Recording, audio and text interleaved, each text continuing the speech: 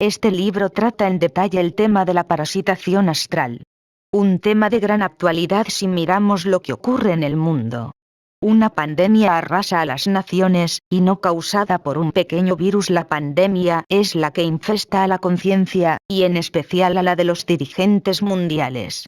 Estamos en épocas apocalípticas y los espíritus que moran el inframundo han salido en masa para infestar a los pueblos, estupidizando a la gente, sembrando violencia y promoviendo políticas altamente impopulares.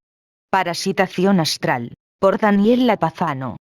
Aprovechando el estado de pandemia en el que se encuentra sumergida la humanidad y el malestar que se ha generado en muchos ciudadanos con la clase política, que enfrenta esta pandemia planetaria, restringiendo libertades y el derecho a trabajar, elementos esenciales para nuestra supervivencia, me he visto en la necesidad de explicar de una manera más detallada un tema poco comprendido por muchos, y que está muy relacionado, desde luego, con la agenda global. Este tema es el de la parasitación astral. Quiero aclarar que este libro no pretende ser de ninguna forma un tratado completo sobre parasitación astral. La idea de hacer este informe es que sirva de complemento teórico para aquellos que ya están al tanto de los temas que abordo en mis libros, que se basan en la teoría del profesor Corrado Malanga. En dichos libros aporto mucha información respecto al tema en cuestión, sobre todo en materia y espíritu, o fractales de conciencia, y dualidad, pero al escuchar a muchos youtubers y estudiosos de lo oculto, he podido entrar en la cuenta de que este tema aún sigue sin comprenderse bien. El tema de la parasitación astral es muy importante conocerlo en detalle, pues nos aporta valiosas pistas a la hora de comprender nuestro mundo. Para entenderlo con más claridad, es necesario conocer primero cómo es la naturaleza del espíritu y la mente. Para eso tenemos que recurrir al modelo de conciencia de Malanga, ampliamente expuesto en mis libros. Normalmente la parte de la parasitación que más se comprende es la espiritual, ya que se parece en mucho a la parasitación corpórea. Sin embargo, una parasitación más sutil y peligrosa es la parasitación mental, y a esta le debemos mejor atención. Ya entrando en el tema, empezaremos por la parasitación más comprendida y también más generalizada, que es la parasitación espiritual. Luego abordaremos la más desconocida, la parasitación mental, y al final, a modo de complemento, las parasitaciones de tipo paranormal. En esta última omitiremos los casos de abducción alienígena, pues considero que este fenómeno entra dentro de la categoría de secuestro, podemos considerarlo un caso particular de parasitación. Quienes deseen conocer mejor este fenómeno, les recomiendo que lean los trabajos de Corrado Malanga Alien Cicatriz 1 y 2. Recomiendo bastante tener en cuenta el siguiente glosario, lo doy a continuación para que diferencien mejor a qué hago referencia con ciertas palabras. Alienígena, que significa extraterrestre. Un ser no originado en la Tierra. En la cosmogonía de Corrado Malanga y de Daniel Lapazano, los antiguos dioses paganos o ángeles caídos de la religión judeo-cristiana, mejor conocidos como demonio. Ánima, parte femenina de la conciencia que permite el conocimiento sensible de las cosas. Árbol, en el esoterismo, mi tema que hace alusión al mundo o a cualquiera de los mundos de la creación, ejemplo, Yggdrasil. Arquetipo, idea que no puede ser reducida o explicada por otra idea más fundamental, y que reside en el núcleo de la conciencia. Kabbalah, sistema gnóstico judío que describe y explica el mapa completo de la creación. Desalmado, sujeto de apariencia humana que no posee el componente anímico de la conciencia. Humanoide o antropoide. Fractal, una parte de algo que preserva toda la información de ese algo, por ejemplo, cuando dividimos un cuadrado en cuadrados más pequeños. Fuerza, en el modelo de conciencia de Lapazano, parte de la conciencia entendida como fuerza de voluntad. En el contexto de la física clásica, la fuerza es el agente que produce un cambio en la velocidad de un cuerpo, por ejemplo la fuerza de gravedad. Genosis. En el modelo de conciencia de Lapazano, la genosis es la parte de la conciencia donde residen los arquetipos. Humano. criatura creada por la conciencia a su imagen y semejanza, es decir que posee los tres componentes existentes en ella, espíritu, mente y ánima, y que utiliza la conciencia misma para realizar experiencias en el universo virtual. Illuminati. Según el escritor Fritz Illuminati es un miembro que pertenece al grupo de linajes que dominan la política mundial, o sea un satanista de la élite. Inframundo. Mundo inferior. Infierno. En las religiones paganas, región existente debajo de la tierra donde moran los espíritus de los muertos. En el cristianismo, lugar donde residen los espíritus de los condenados. En la Kabbalah, el árbol del conocimiento del bien y del mal, donde fueron a vivir los padres de la humanidad luego de su desobediencia a Dios. Nodo. Vínculo. Punto de unión entre dos o más puntos. M.A.A. En la cosmogonía de Corrado Malanga, un alienígena que se mantiene vivo dentro del cerebro humano, por causa de haber perdido su propio cuerpo alienígena. MAP. En la cosmogonía de Corrado Malanga, la mente de un alienígena que se mantiene intacta en un contenedor alienígena artificial. Mi tema. Elemento que se repite en muchos mitos. Mito. Relato sobre un suceso de la creación expresado en un lenguaje alegórico. Tipo de lenguaje usado para expresar revelaciones de la conciencia. Cliza. Cáscara. Materia. En la Kabbalah, residuo impuro de la creación con la que se formó el árbol del conocimiento del bien y del mal, y con ello todos los reinos demoníacos. En la cosmogonía de Daniel Lapazano, toda forma exterior, o avatar, utilizado por la conciencia para autopercibirse físicamente. Clifot, plural de cliza. Esferas demoníacas que forman el árbol del conocimiento del bien y del mal. El espíritu es una parte de la conciencia que posee un componente real y otro virtual. El componente real es la fuerza y el virtual es la energía. En el caso del espíritu humano, este está guiado por la mente, por lo tanto es un espíritu inteligente que se diferencia de aquellos que no lo son, como por ejemplo el espíritu de las fuerzas naturales. Ahora, ¿por qué existe parasitación espiritual? La parasitación espiritual existe porque las criaturas viven en el árbol clifótico, si nos atenemos a la Kabbalah. En dicho árbol, la energía no es autorrenovable y por lo tanto hay que sacarla de las mismas criaturas o de algún sistema físico que lo provea. Existe allí lo que se llama entropía y los principios de la termodinámica, desgaste, enfriamiento, enfermedad y muerte. Hasta las personas que tienen alma se ven afectadas por esta condición. Los humanos con alma también toman la energía de otros seres vivos para mantener activo a su cuerpo, o quizá, comiendo animales o vegetales. Es una situación desagradable que a muchos álmicos no les gusta, pues no desean hacerle mal a nadie. Si un ser humano con alma se ve obligado a nutrirse diariamente de la energía de los animales o plantas para poder vivir, imagínense ustedes lo que les pasará a aquellos seres que no tienen alma, como los desencarnados o demonios alienígenas. Una vez que un humano acaba su labor en la Tierra, su espíritu, normalmente, acompaña a su ánima a otros planos de existencia. Esto se debe, no a razones sobrenaturales aunque hay algo de cierto en eso, sino a que al tener, el humano, los tres componentes de la conciencia, puede moverse libremente por las tres coordenadas de la realidad virtual, espacio, tiempo y energía. ¿Qué ocurre con un desalmado, también llamado antropoide o humanoide, que representan el 90% de la población mundial?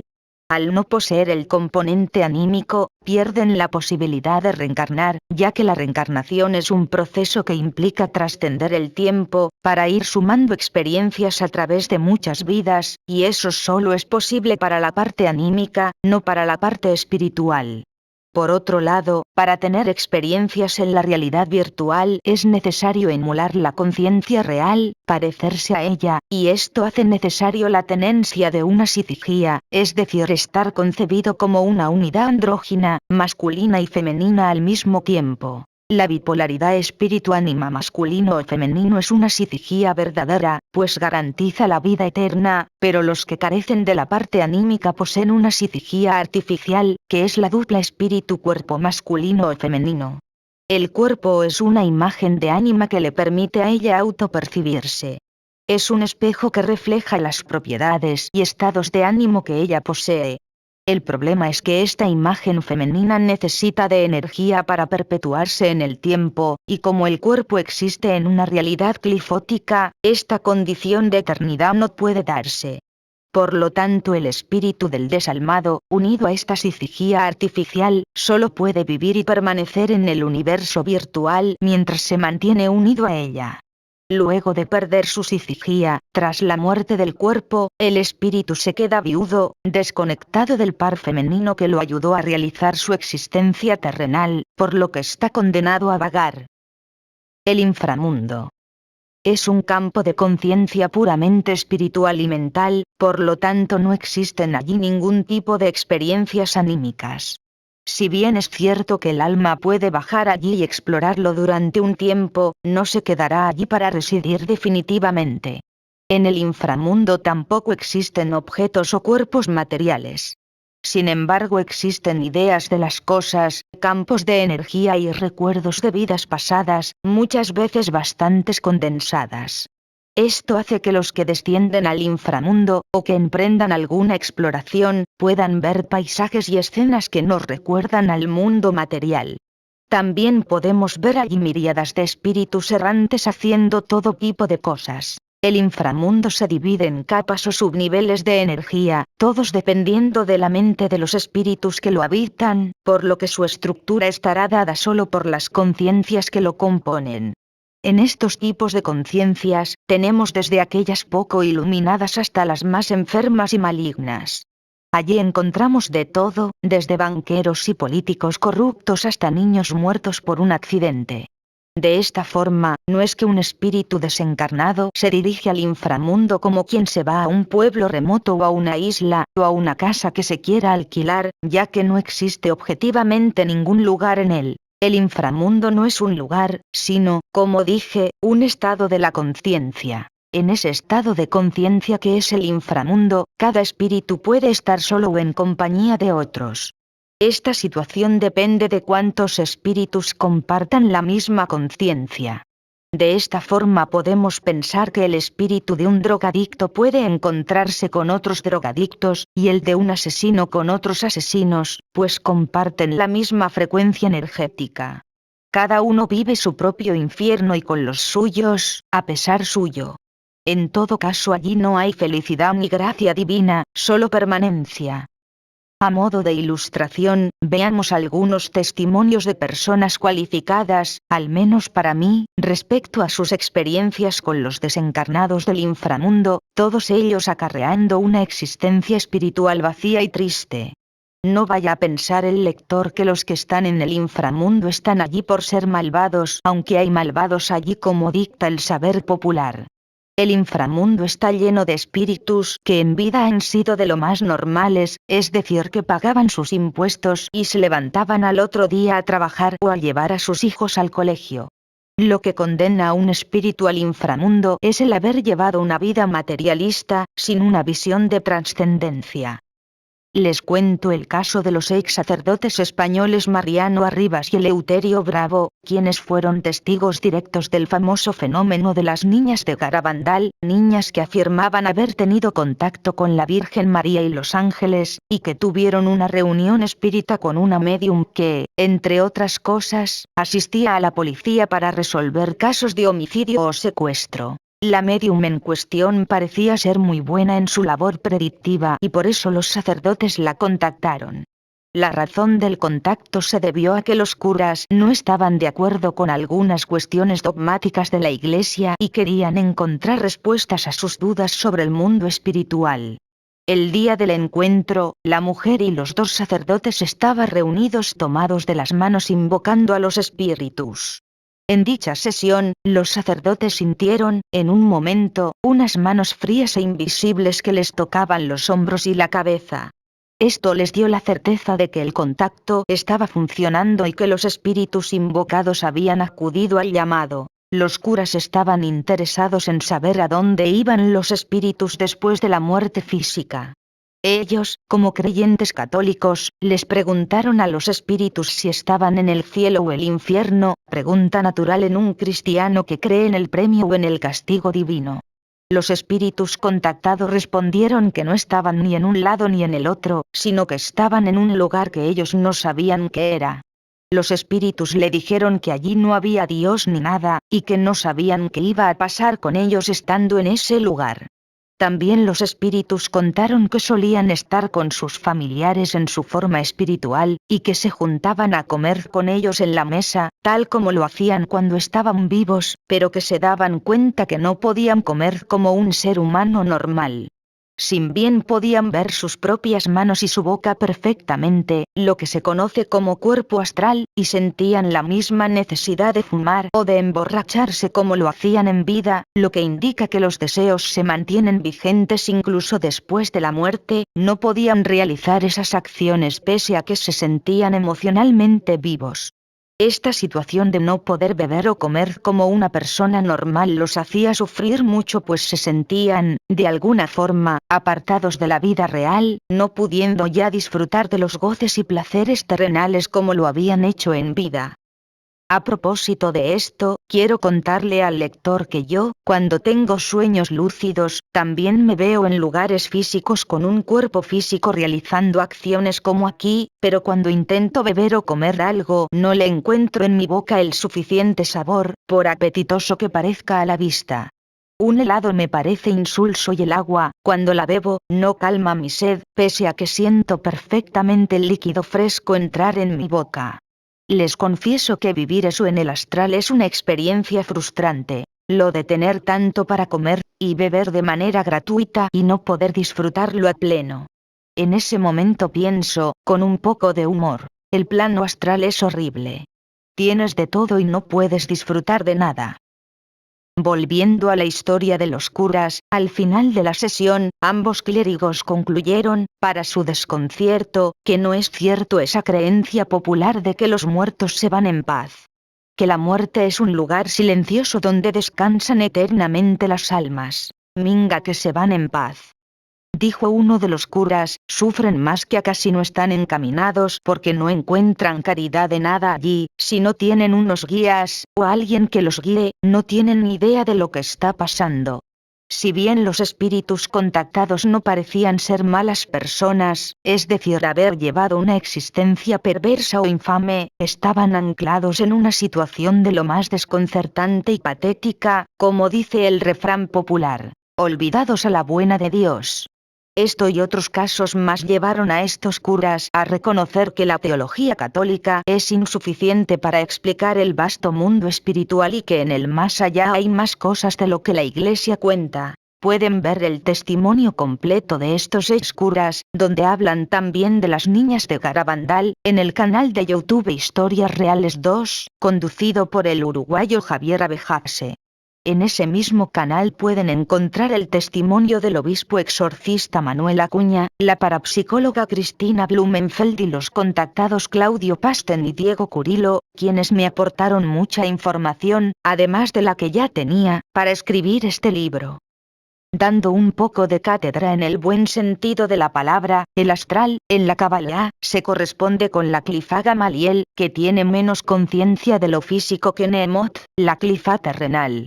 Esto nos explica por qué las cosas allí son peores que acá en todo sentido. Gamaliel no es más que un garabato de lo que es la realidad física terrenal. Contrariamente a lo que se cree, a mayor conciencia anímica, mayor sensación de estar vivo, por lógica, los mundos llamados espirituales son más realísticos que los materiales, y aún más que los astrales, como si habláramos de una ultrarrealidad o ultramaterialidad. Una realidad más real que la realidad. A la parte anímica, hasta donde yo sé, no suele gustarle el plano astral, y dado que nuestra conciencia, cuando sueña, se proyecta a ese plano, las experiencias que allí se tienen no suelen ser muy gratificantes. Tal vez por eso, un día en que estaba soñando lúcidamente en el astral, acudió mi parte anímica a mi auxilio, viendo mi estado de descontento, y, luego de ver en el cielo una luz brillar, como si fuera un sol, toda la escena cambió. El mundo en donde estaba mi espíritu se tornó más real y pude sentir de manera perfecta los sabores y olores de las comidas, junto a los colores también. Esta experiencia onírica la cuento en mi libro Materia y Espíritu, de Estudios Malanga. No duró mucho la experiencia, habrán sido unos pocos minutos, pero fue una de las pocas veces en donde comer algo, en el astral, valió la pena. Parásitos astrales. Una vez que se está en el inframundo, es vital luchar por la supervivencia. Los espíritus de los condenados deben arreglárselas para sobrevivir. Aunque no están vivos realmente, tampoco están completamente muertos, por lo que tienen algunas chances de alargar su existencia antes de desaparecer. El parasitismo espiritual se da cuando un espíritu desencarnado toma conciencia de su situación y se niega rotundamente a morir.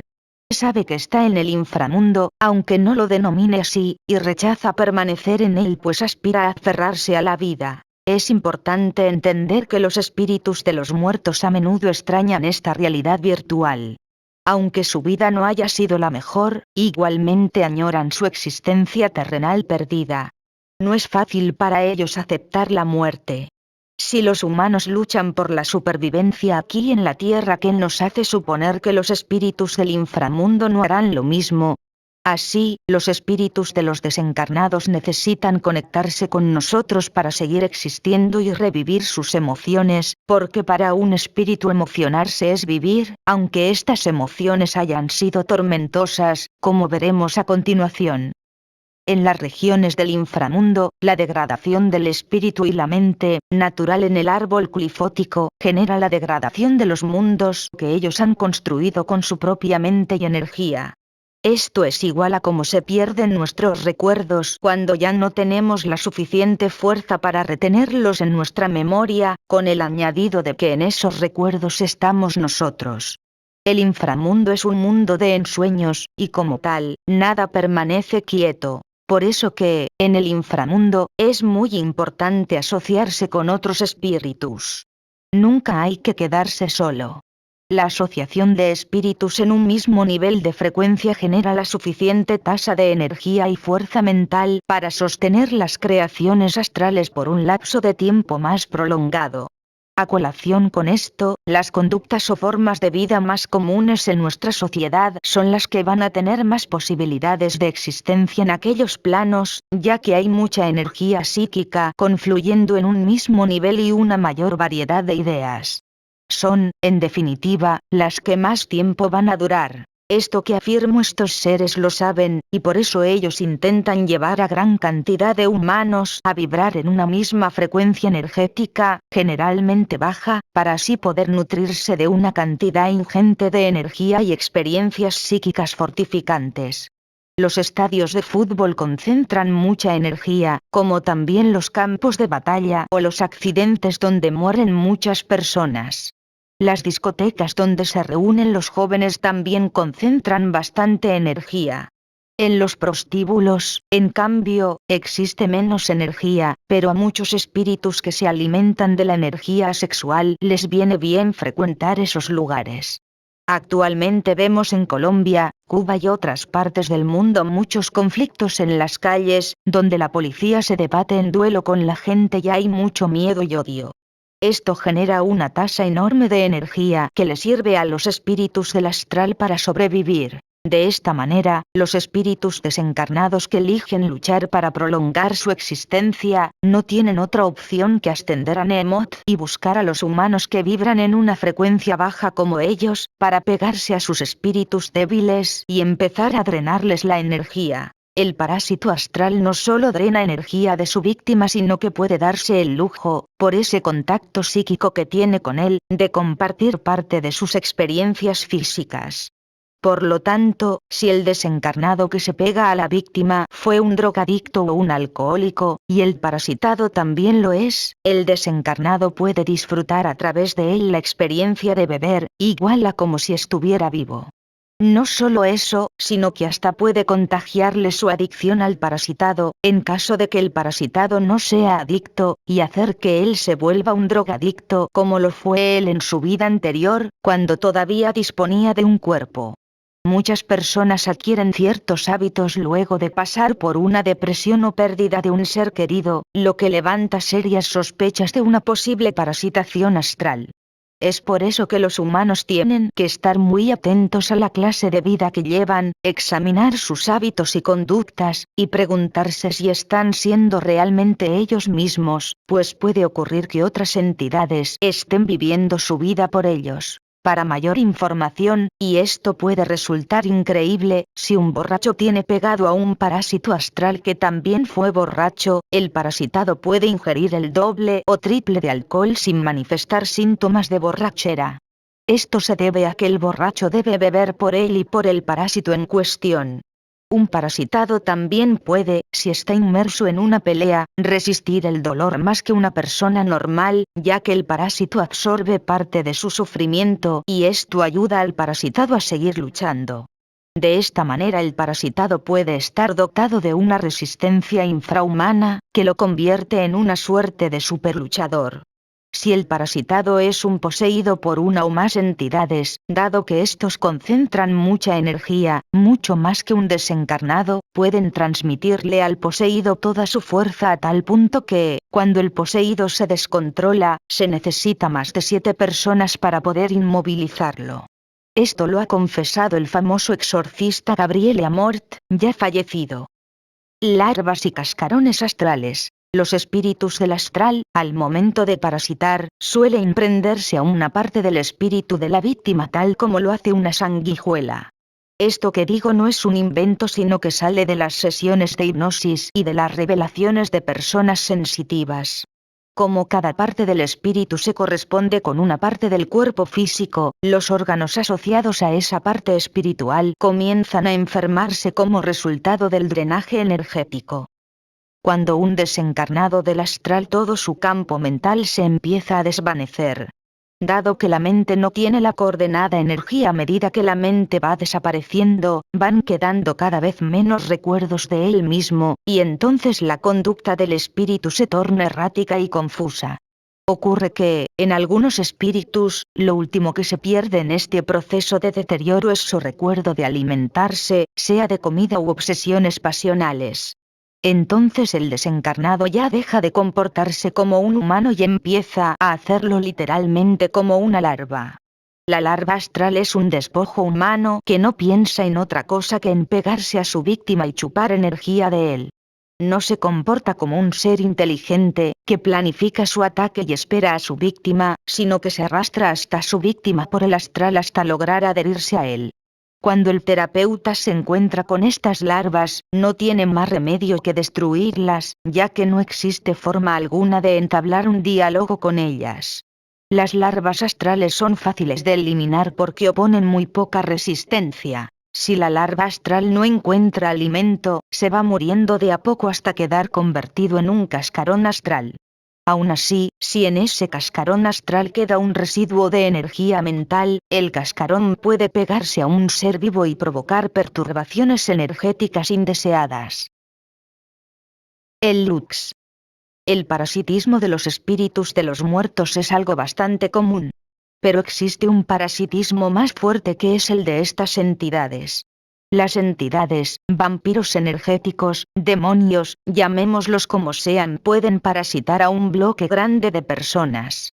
Muchas veces utilizan a los espíritus de los muertos para que, en grupo, parasiten para ellos, ya que las terapias de hipnosis han revelado que los espíritus suelen atacar a un humano en camarilla, y luego del ataque se reparten el botín, igual a como ocurre aquí en la Tierra. Los espíritus reconocen que a veces contactan con ellos otros espíritus que no son desencarnados, es decir, que pertenecen al inframundo. Aunque no los reconocen como demonios o vampiros energéticos, estos espíritus son tomados como jefes que guían o asesoran a los desencarnados en su proceso de supervivencia. Esto no debe sorprendernos pues los vampiros o demonios son los alter egos de los humanos desalmados. Sin embargo, estos seres están a su vez parasitados por otra entidad mayor que es el Lux. El Lux fue descubierto por Malanga en sus muchas sesiones de hipnosis, y es un espíritu gigantesco que acumula cantidades de megatones de energía. Todo parece indicar que ni los mismos demonios, como los reptiles, felinos e insectos, o incluso dracos, sabían de esta entidad. El Lux es un parásito cósmico que opera en una frecuencia energética más baja que aquellos mencionados y que no solo está conectado a los reptiles sino a millones de seres humanos. Carece de cuerpo y vive replegado en su propio nivel dimensional, un nivel ultra bajo, aunque puede subir de nivel por medio de un avatar. Personas puestas bajo hipnosis han descrito que millones de personas, en las que se encuentran empresarios y políticos, están conectadas a él por medio de unos conductos extremadamente largos que son como tripitas de luz y que se enganchan en la base del cerebro humano, probablemente en la glándula pineal, región de donde extrae la energía vital que lo alimenta y empodera. El Lux se parece a una colmena, una bola de luz con millones de tripitas saliéndole. Dentro de esa bola de luz está escondido el parásito Lux, que tiene un tamaño muy pequeño respecto a la inmensa masa de luz que lo rodea. Su aspecto es de color negro, delgado, de una altura como la de un niño, y con ojos negros de gran tamaño. Es de carácter risueño y burlón. Cuando intenta visitar a Anima, se viste de un avatar semejante. Se parece a un niño hecho de niebla, blanco sucio, con ojos negros, pero que, cuando irradia luz, hace que su aspecto cambie y adopte una apariencia de una luz muy brillante y bella, que produce gran atracción. El Lux es muy poderoso, y puede fritar a todas las entidades demoníacas, menos al Pleiadiano o Ringio, dado la gran cantidad de energía que tiene. Personalmente pienso que el Lux es una suerte de usina energética que utiliza el hombre primigenio para almacenar la energía de las almas. Una experiencia desagradable con el parásito Lux fue tenida por la medium Cristina Blumenfeld, directora de Universitario IP, Centro de Investigación Científico Parapsicológico, quien encabeza un grupo de expertos que se dedican a estudiar fenómenos paranormales y a resolverlos cuando es posible. Como veremos en el último capítulo, hay muchas casas que están infestadas de entidades astrales que perturban a sus moradores. Esto origina distintos tipos de fenómenos que los parapsicólogos saben abordar con todo su equipo profesional.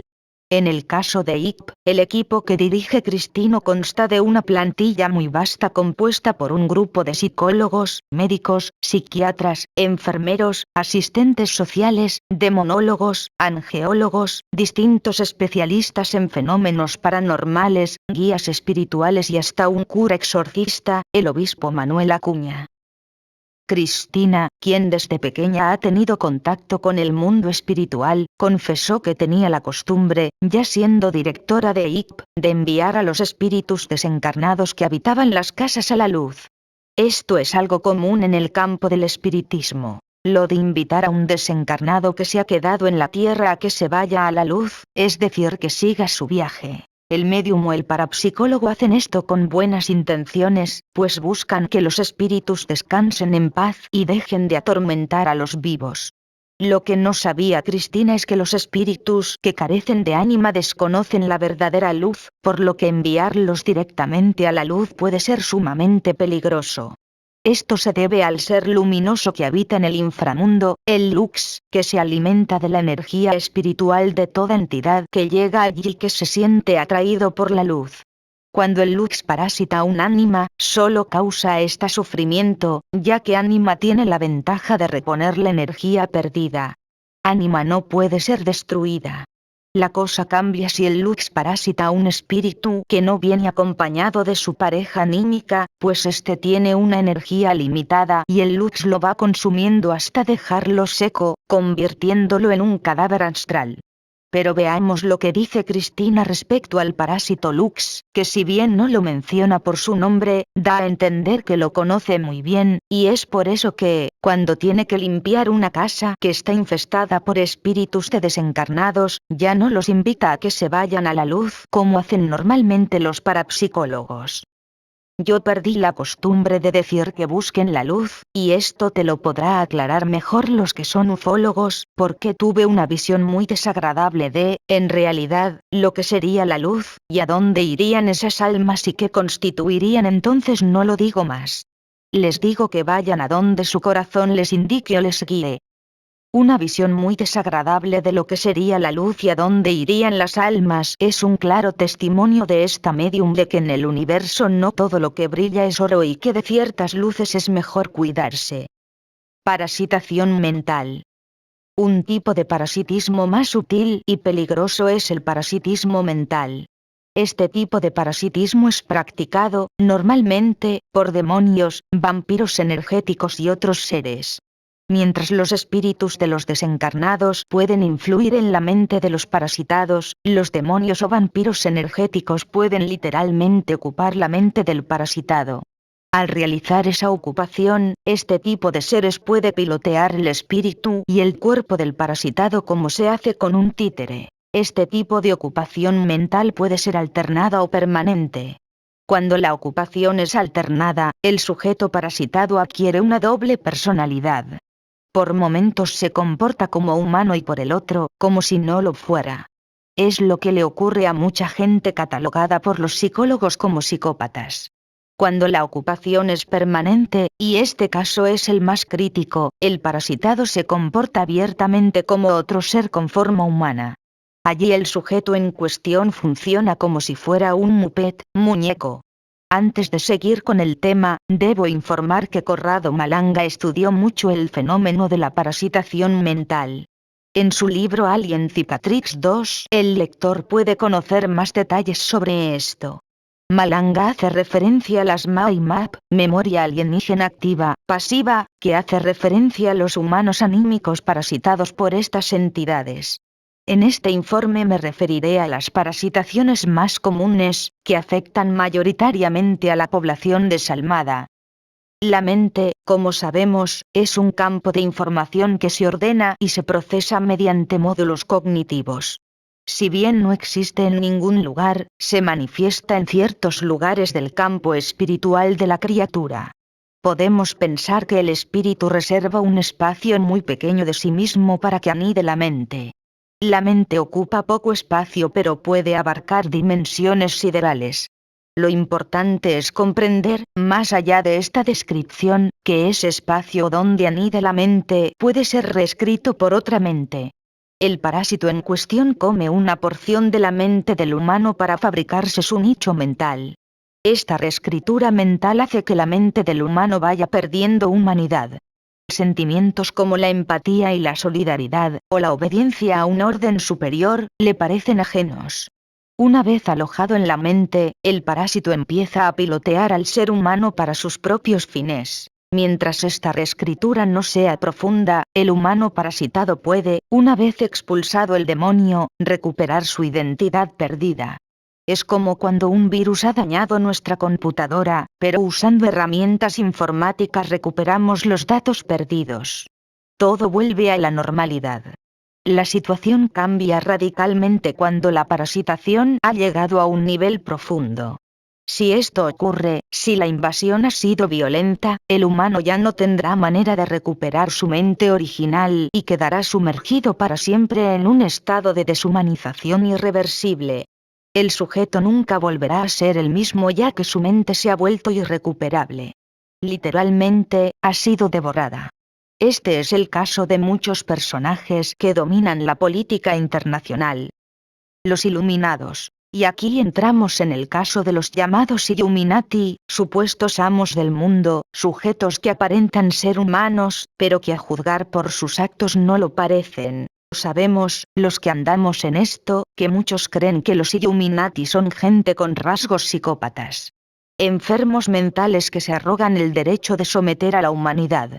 Pensar así es igual a suponer que la malignidad reside en el humano, algo no del todo cierto puesto que la maldad es una categoría teológica que supera a la humanidad misma. Va más allá de nuestra racionalidad lineal. Lo maligno pertenece a lo divino, pero en su faceta negativa u opuesta. Es decir, no proviene del hombre sino del antidios Taumiel. Se sostiene, desde hace años, la teoría de que en la Tierra existen linajes que poseen una genética híbrida, reptiliana. También sabemos, por la información aportada por Anima y las confesiones de los mismos alienígenas, todo sacado de las sesiones de hipnosis, que estos linajes de poder carecen del componente anímico. Son desalmados. Esto significa que estos linajes no son del todo humanos sino humanoides. La diferencia biológica de estos linajes respecto a los humanos no hibridados son normales. 99% de la población reside en los genes no codificantes de proteínas, ADN basura, que componen el 96% del genoma humano. Es allí donde reside la diferencia. De esta manera, el lector va a escuchar afirmaciones de que la reina de Inglaterra tenía exactamente la misma genética de un ciudadano inglés plebeyo, algo que es completamente cierto si consideramos como ADN solo los genes codificantes, 4% del genoma total. La propaganda oficial, curiosamente, no hace mención del ADN basura, que es la que permite la expresión, entre otras cosas, de la conducta humana. Y aquí hay que aclarar una cosa para evitar malentendidos. No es que los genes no codificantes determinan la conducta humana. No estamos hablando de eso. Estamos diciendo que esos genes regulan la expresión de la conducta, o sea que la ausencia o presencia de ellos puede interferir determinados comportamientos que deberían ser naturales en los humanos. La teoría de la hibridación explica que estos humanos hibridados puestos en la cúspide del poder operan como portales o enchufes orgánicos plug, que les permiten a estos seres instalarse en esos cuerpos para regentear la Tierra conforme a sus intereses. Con esta estrategia estos seres, o mejor llamarlos demonios, logran camuflarse entre los verdaderos humanos y endilgarles a ellos la supuesta maldad natural del hombre, justificando así todos los males sociales. La teoría de la maldad natural humana se enseña en todas las universidades y la mayoría de los humanos la creen. De esta manera, las personas que componen las jerarquías más altas de los Illuminati, si bien cuando nacen poseen una mente humana más allá de algunas diferencias con el resto, pierden su humanidad al hacerse adultos por causa de la parasitación satánica. Las iniciaciones que ellos reciben en logias masónicas o en rituales paganos parecen generar las condiciones necesarias para facilitar la parasitación. El parásito le transfiere al Illuminati su propia mente, la implanta allí, y el sujeto, luego de este implante, pierde toda empatía con los humanos y su conexión con el Creador. Entonces vemos que los Illuminati, para desconcierto de sus congéneres, empiezan a hacer cosas que no tienen racionalidad humana alguna, como por ejemplo, crear interminables crisis financieras, fomentar guerras y maltrato a la población civil, gestionar el tráfico de personas, redes de pedofilia, apoyo a los carteles de la droga, vejaciones y torturas por razones políticas o religiosas, usurpación de tierras y viviendas, perversión del lenguaje y la cultura, fomento de la pobreza y la prostitución, en definitiva, destrucción de todo lo que nos hace humanos. El Club de los Fumados. El Illuminati, mientras hace el mal, cree estúpidamente que está trabajando a su favor. Se cree ingenuamente poderoso y en ocasiones se llena de arrogancia. Lo que no sabe es que cuando muera, al carecer del componente anímico, su espíritu se irá al inframundo y allí quedará varado como un carro viejo en un desarmadero. Este será su triste final. Llegado a ese punto, es posible que el Illuminati se sumerja en un estado de desconcierto. El inframundo es un paraje extraño para lo cual pocos están preparados. Esto se debe a que la mayoría de la gente desconoce la existencia de este lugar. Normalmente saben de su existencia al momento de llegar allí. Una vez que el Illuminati aterriza en ese plano inferior, puede que recuerde la promesa que le hizo el maestro masón, el día en que se inició, de que él era un elegido y de que sería premiado por Lucifer al final de su existencia terrenal. Generalmente los Illuminati están al tanto de este tipo de creencias, y que son de carácter esotérico. Pero al igual que Roma no paga traidores, Lucifer no paga a aquellos que traicionaron a su propio linaje, es decir, al humano. Lucifer y sus acólitos solo tienen compromisos consigo mismos, no con nadie más. Así que, llegado ese momento, el Illuminati puede que caiga preso de un ataque de furia y reclame su justa recompensa por haber servido al Señor Oscuro. Pero ese premio nunca llegará.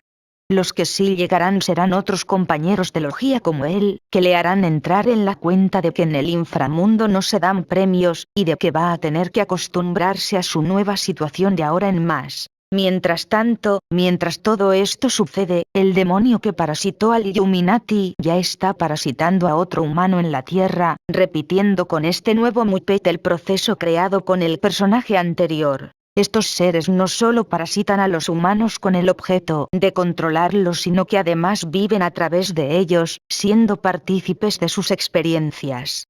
Este es un tema poco conocido y creo importante abordarlo en detalle. Cuando un demonio parasita a un Illuminati, o a algún miembro de los grupos de poder global, por ejemplo un político importante, juez de la nación o inversor financiero, el demonio puede conectar directamente con cada cosa que hace. Si el parasitado está bebiendo vino en una reunión de negocios, el parásito saborea el vino como si estuviera presente en la reunión. Y si el parasitado está teniendo sexo o está descansando cómodamente en un yate, el parásito está haciendo todo eso. Esto significa que la parasitación humana les da a estos demonios una suerte de inmortalidad. Ellos van cambiando de cuerpos humanos como hacemos nosotros con un traje. De esta forma, aunque estos demonios no dispongan de un cuerpo como el nuestro, pueden disfrutar de las riquezas terrenales, mientras que los humanos que no son de la élite trabajan para ellos como esclavos. Para que quede claro como el agua, la humanidad no se está esclavizando para beneficio de una élite humana, sino que se está esclavizando para beneficio de criaturas demoníacas, llámense reptilianos, ángeles caídos o lo que sea. Los verdaderos beneficiarios de este esclavismo no son los reyes ni los Illuminati, mucho menos los millonarios y políticos que trabajan para ellos, sino estas entidades que viven a través de ellos. El Illuminati es usado y descartado, mientras que el parásito continúa viviendo en la Tierra y regenteando el ganado humano. Si bien hay muchos demonios viviendo aquí en Nehemoth, sus ciudades o base de operaciones están establecidas en el inframundo. Independientemente de esto, lo importante es saber que estos demonios necesitan de los cuerpos humanos para experimentar la realidad virtual. Es por eso que estas criaturas, dado que pueden vivir miles de años, se abocan a implantar agendas que también duran miles de años. La agenda central es la religiosa, y las periféricas son la económica y política, siendo las familias más ricas del planeta las que son usadas para aplicar estas agendas. Aquí entendemos que los enemigos reales de la humanidad no son George Soros, Bill Gates o David Rockefeller. Mucho menos esa caterva de políticos que están al servicio de ellos. Los reales enemigos del hombre son estas entidades. Y aquí se entiende también cómo vejestorios como George Soros, el gran magnate de las finanzas, sigue piloteando la política mundial, cuando ya, por su avanzada edad, debería estar disfrutando a pleno sus últimos años de existencia terrenal, delegando a otros su largo legado de usura. Es necesario explicar que esto no es, como algunos piensan, de que Soros o los Rockefeller se comportan así porque piensan en sus hijos, la idea altruista de trabajar para el linaje hasta el último minuto de existencia. Trabajar para el linaje está muy bien, pero eso no debería implicar lastimar a la humanidad para conseguir dicho objetivo.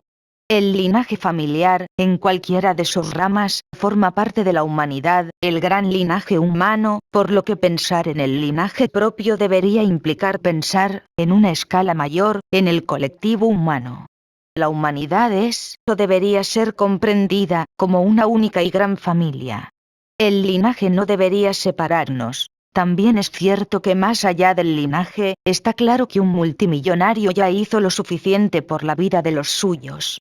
No va a cambiar la suerte de su progenie porque dedique sus últimos 15 años de vida en disfrutar de sus logros financieros. Y menos Soros, que tiene una fortuna para que vivan bien varias generaciones. No, lo que hace esta gente, Soros, Gates, Rothschild, no es trabajar para el linaje hasta el último minuto de su vida. Pensar eso es engañoso. Los que están trabajando arduamente hasta el último minuto de su vida son aquellos que, justamente, pueden vivir más allá de su vida, y estos ya sabemos quiénes son.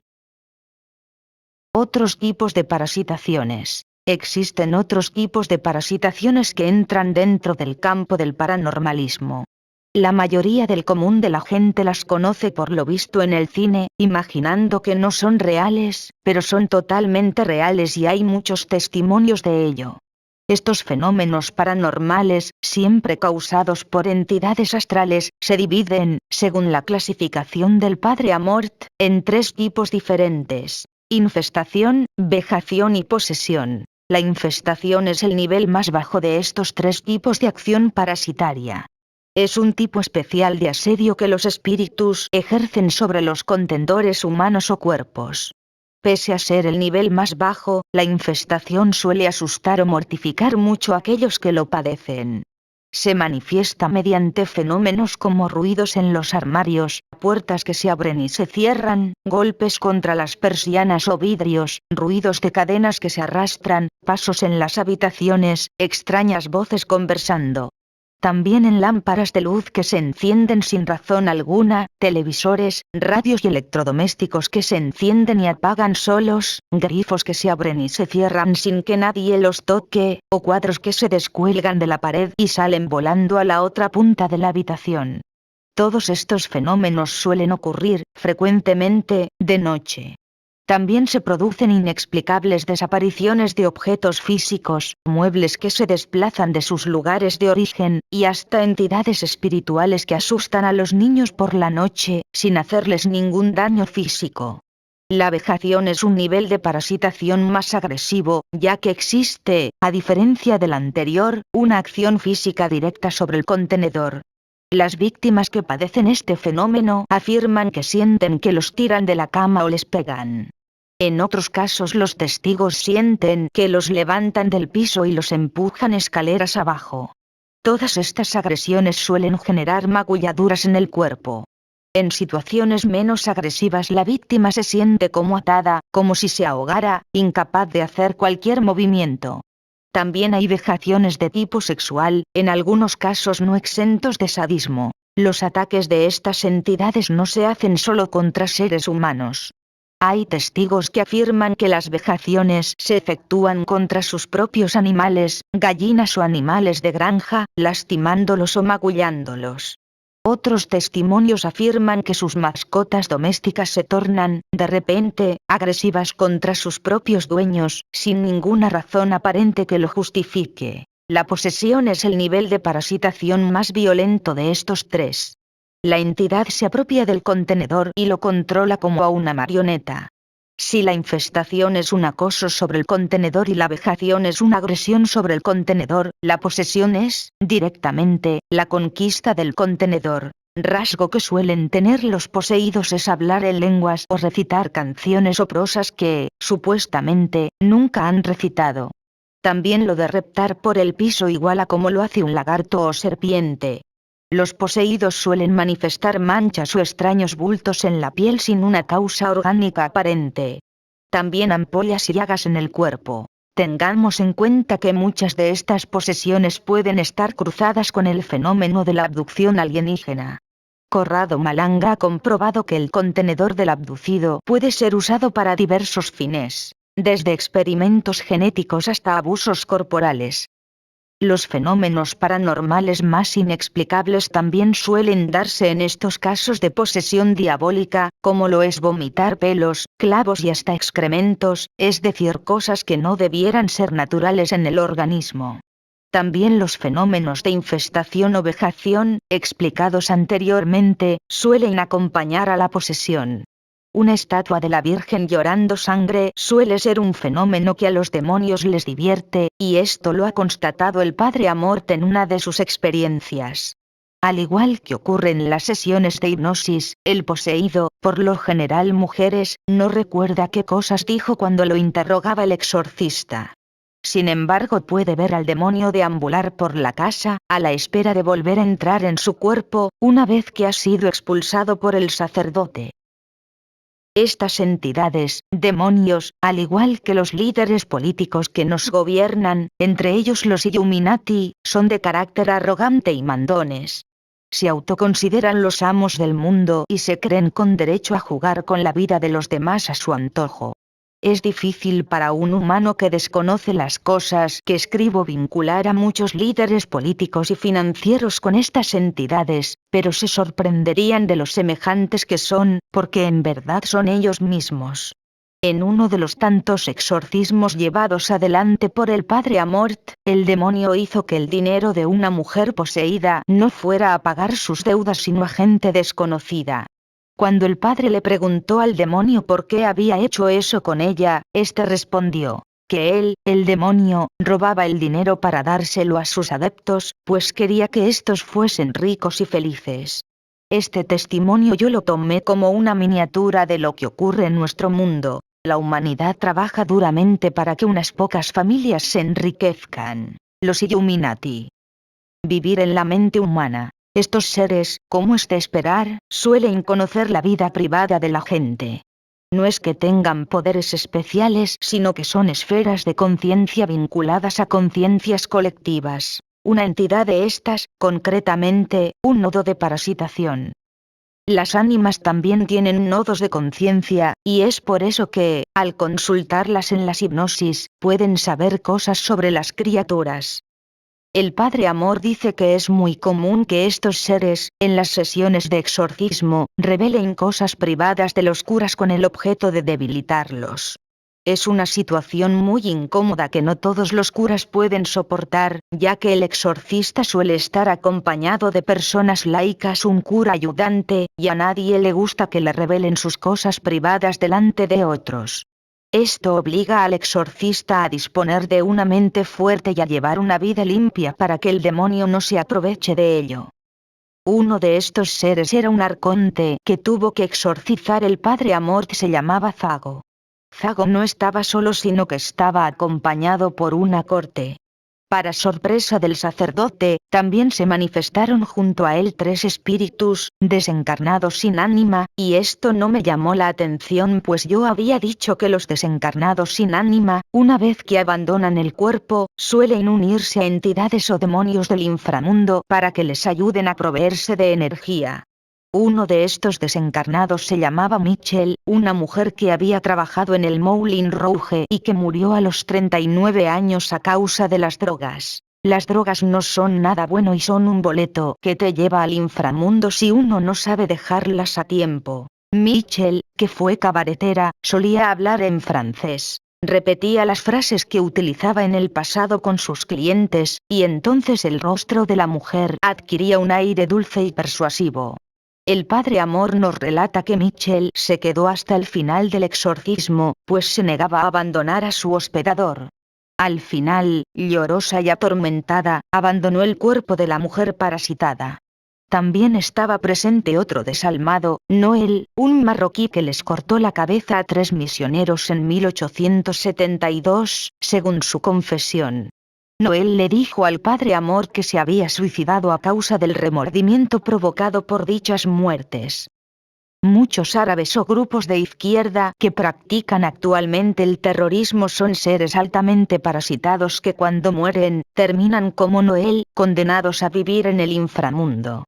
La política violenta, como la droga, también es un boleto sin regreso al inframundo. El tercer espíritu condenado era Jordán, un escocés que hablaba mucho y confesó haber matado a su madre.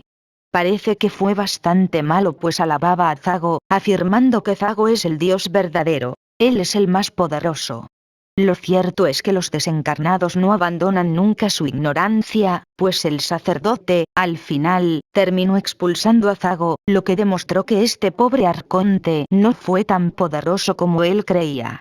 Mucho más tarde apareció otra desencarnada que también parasitaba a la víctima. Su nombre era Vanessa, una chica de 23 años que iba a la universidad. Esta pobre desalmada contó que luego conoció a un joven que la llevaba a misas negras y así empezó a servir al demonio. Una noche de adoración al demonio, bebió sangre y salió enfebrecida del rito. Entonces cruzó la calle, le atropelló un coche y murió. Como Vanessa carecía de ánima, tuvo que emprender, como Mitchell, Noel y Jordán, su triste viaje al inframundo.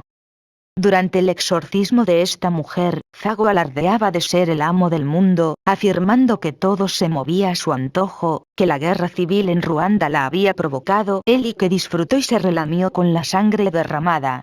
También se burlaba del padre Amor diciéndole: tus sermones no son más que cuentos. Nadie te escucha. El padre Amort se dio cuenta, en su larga experiencia como exorcista, que muchas de estas posesiones se originan en trabajos de magia negra. En el caso de la mujer que estaba poseída por Zago, este y el resto habían conectado en el cuerpo de la mujer a las 12 de la noche durante una misa negra en la que se sacrificó un animal.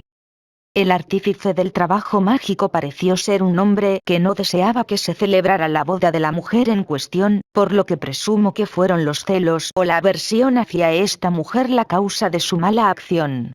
Otro demonio presente que trabajaba junto a Zago se hacía llamar Astaroth, y su función era la de destruir el amor de la pareja y el amor entre padres e hijos. Había un tercer, de nombre Serpiente, cuyo cometido era inducir a la mujer al suicidio. Lo intentó con bolsas de plástico atadas al cuello de la víctima y con cuerdas suspendidas de la lámpara. Una vez la incitó a tirarse de un puente. Parece claro que este hombre que le hizo daño a esta mujer estaba lleno de odio y quería a toda costa destruirla, y había pedido ayuda a lo más oscuro para lograr su cometido. La humanidad esclavizada. La mayoría de las personas, en este planeta, son serviles al poder terrenal. El poder político domina sus mentes y el dinero motiva sus acciones más que cualquier otra cosa.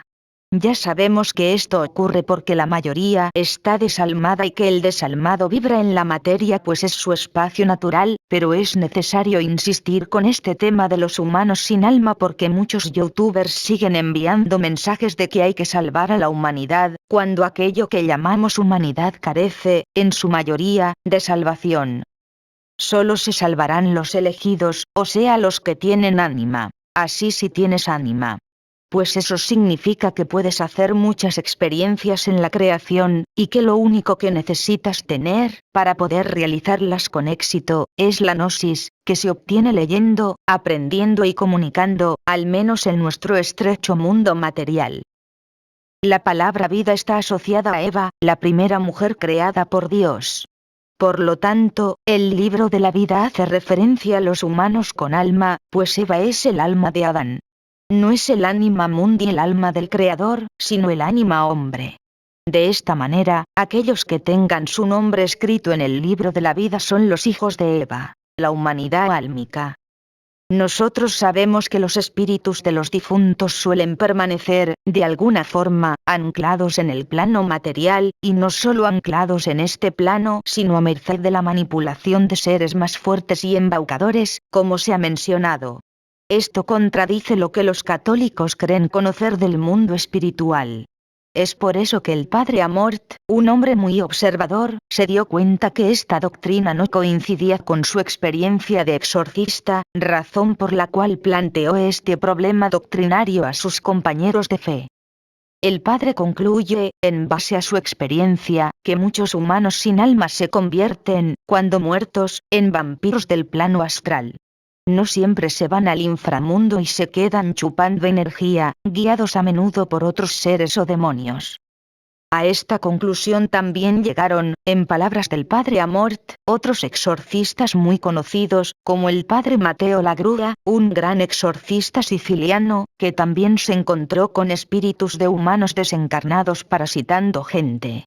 Y también el padre Emanuel Milingo, que tuvo una amistad con el padre Amort y que al igual que él practicó exorcismos, llegó a esta misma conclusión. En el boletín de asociaciones de exorcistas, el padre Milingo dejó muchos testimonios que corroboran lo expuesto en este libro, por lo que podemos suponer que estos parásitos se cuentan por millones en todo el planeta. Piensen cuántos mueren por día y cuántos de los que mueren no tienen alma.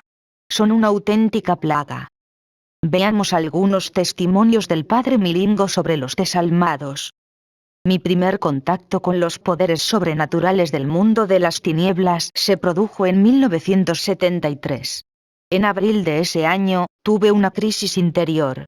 Hacía 25 años que era sacerdote, y 4 que era obispo. Trabajaba para el Señor, pero era muy ignorante en lo que se refería al reino de Satanás. Así, empecé a conocer el mundo de los satanismos, la masa de sufridores abandonados. Tuve experiencias terribles y liberé a personas poseídas por almas de difuntos.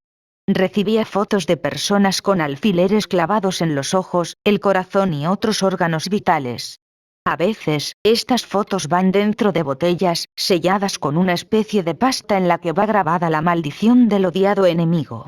Luego las tiran a los ríos, o las entierran en una tumba, lo cual significa que la persona está condenada a morir. Se crea un vínculo entre la persona que ha encargado la venganza y el que la ejecuta. Este vínculo es muy perjudicial. En otro de sus testimonios, Milingo hace una alusión directa a la parasitación que ha sufrido su iglesia, ya que muchos han dejado de creer en la doctrina de Cristo y en la existencia del maligno. Quizás Satanás no perturbe a tantas personas como solemos creer. No obstante, en todas las diócesis tendría que haber expertos capaces de intervenir. Pero hay diócesis que no tienen exorcista desde hace años, e incluso hay obispos que prohíben a sus curas interesarse por el exorcismo. En la actualidad, muchos miembros del clero, incluso altos cargos de la Iglesia, evitan hablar del demonio. El demonio se ha convertido en un animal protegido y los exorcistas son considerados criminales. Satanás puede moverse a su antojo entre los cristianos de la Iglesia Católica. Para finalizar, pues ya es hora de cerrar este pequeño libro, quiero contar dos anécdotas contadas por el padre Amort. En la primera el padre dijo lo siguiente respecto al origen de las posesiones y la naturaleza de los desalmados. A menudo, los maleficios proceden de familiares, de personas allegadas, casi siempre por conflictos de intereses. Yo procedo de una familia de abogados y he conocido muchas familias que se quieren mucho hasta el momento de repartir la herencia. Entonces todos se convierten en lobos feroces, porque no es lo mismo un hijo soltero que uno casado, ni una hija soltera que una casada. Solo piensan en su nueva familia y ya no les importan ni sus padres, aunque queden en la miseria, abandonados. En la segunda anécdota, el padre describe el triste destino de los desalmados. Me ocurrió otro hecho curioso. 3 días después de exorcizar las dos casas, cuando estaba a 90 kilómetros de aquel lugar y me disponía a exorcizar a una joven poseída, el demonio habló a través de esta chica, y dijo: «Tú sigues deambulando por ahí para expulsarme, pero ese un difunto no se va. Lo mataron para robarle la herencia». Y empezó a reírse y a burlarse. Cuando la joven volvió en sí, sintió la necesidad de hacer un boceto de alguien que se le había aparecido durante el exorcismo, y dibujó el rostro de un viejo con barba. Cuando les enseñé el boceto a los cuidadores de la casa de campo, estos reconocieron la cara de un viejo que había aparecido en el cristal de la ventana de su casa, aunque ninguno de los tres conocía a la chica que yo había exorcizado. Gracias por escuchar.